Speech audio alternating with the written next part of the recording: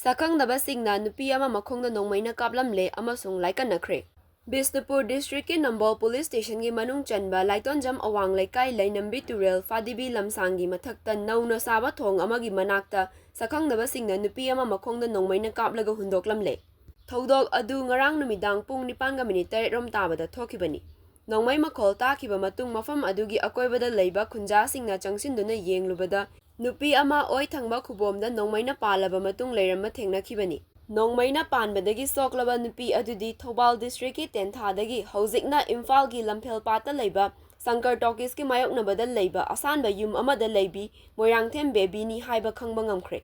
Nupi ama Nongmeina kaptuna hundoklambagi pau adu police ta piki loinana nupi adu Nambol Community Health Center da pukhatuna ahanba layeng chathaki.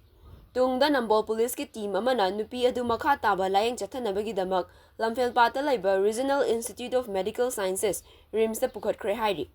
Nupi adu kanana karigi damak Nongmeina kaplambano haiba chapchana khangba ngamdri.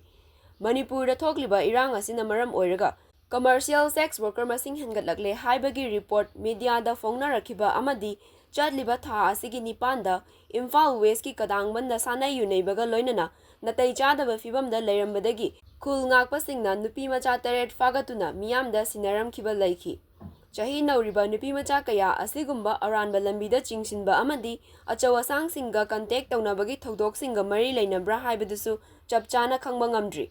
Hiramasigi matangda Nambol Police na case ama lakhwatkre hairi.